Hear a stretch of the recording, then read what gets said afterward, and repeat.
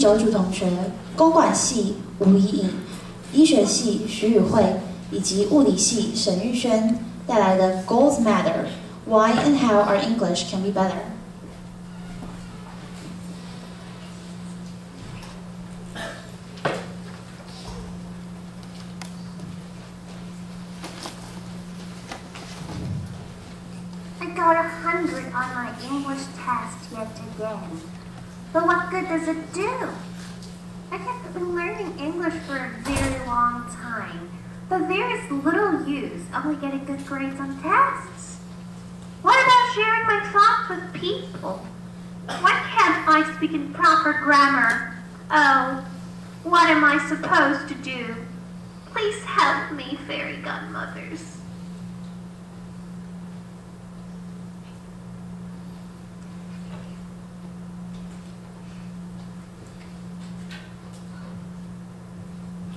My dearest, you don't have to worry. Well, I mean you have to, but you're far from alone. Lots of people suffer from the same ordeal. Let me show you some statistics. All around Taiwan, people are trying to improve their English, but how good, really, is our English? Here we use the EF English Proficiency Index as a reference. This is Taiwan's EPI score and proficiency band from 2011 to 2015. As you can see, Taiwan is gradually making improvement, but despite all the efforts, it seems that there are still improvements for our English. Blimey! What a relief that I am not alone. Always good to know someone else is on the same boat. Wait, there must be some reasons behind all of this. Am I right?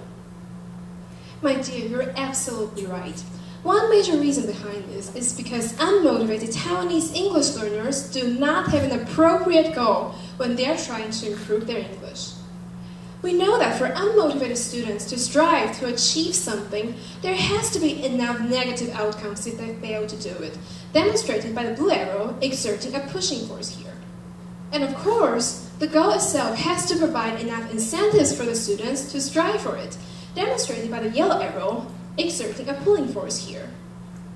However, many Taiwanese English learners' ultimate goal of learning English is not to be able to use English to communicate, but to get good grades on tests. This is because test results are life-altering in Taiwan. If students don't pass their tests with flying colors, they will not be able to be certified to get into a presentable school or get a presentable job.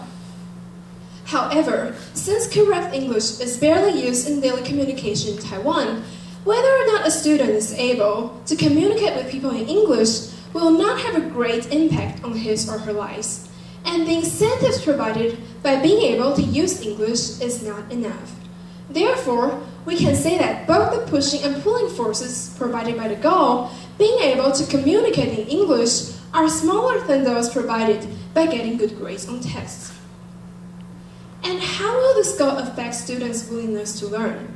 Things that are tested on English tests are mainly reading and writing abilities. Therefore, students will have little motivation to improve their listening and speaking, if at all, so they will not do it. And which are also crucial, these abilities are also crucial for language learning. And this testing system on which people are tested on their reading and writing ability has been around for a very long time. It has been around since 1954. That's 62 years. So for generations, students have set their goal on getting good grades on tests. And later, when these students become teachers, they will have better English reading abilities and writing abilities than listening and speaking. So these patterns of learning might be replicated in their students through their teaching. And it's not just in Taiwan. Other countries where a person's success is measured to a great extent by tests also have similar problems.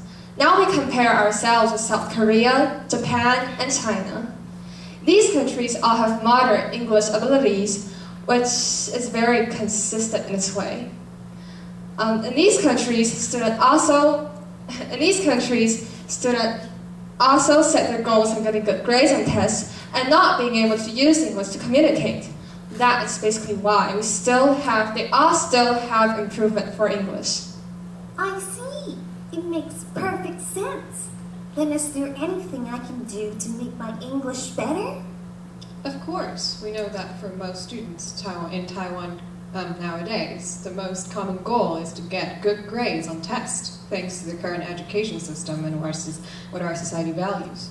So, the most efficient way is to get to test more and more on listening and speaking, so that students will be forced to prepare them better.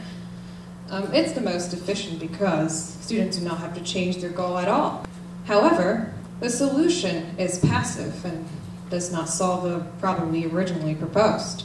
So, what are the possible ways that we can do to make students' goal change from getting good grades on tests to being able to handle English with ease? We can try to make the incentives greater. For example, connecting English with everyday life activities.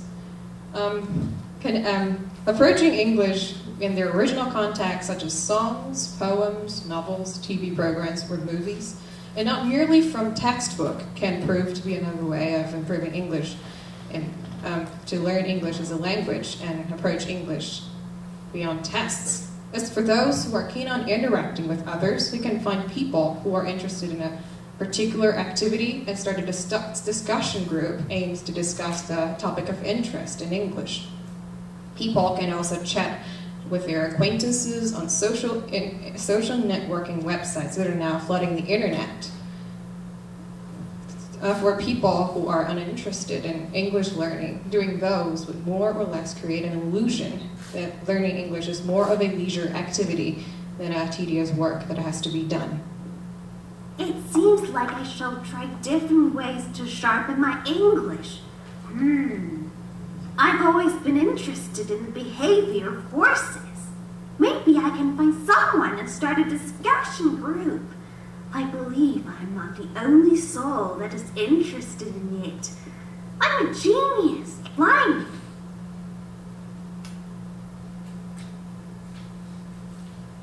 Blimey, I can't believe I made it.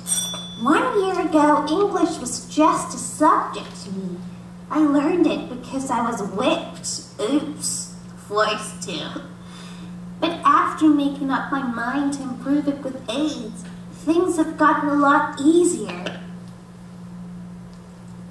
Improving the overall English requires both the education system and the efforts students themselves are willing to make. We do hope that Taiwan can raise its international competitiveness in the age of globalization. Thank you, everybody.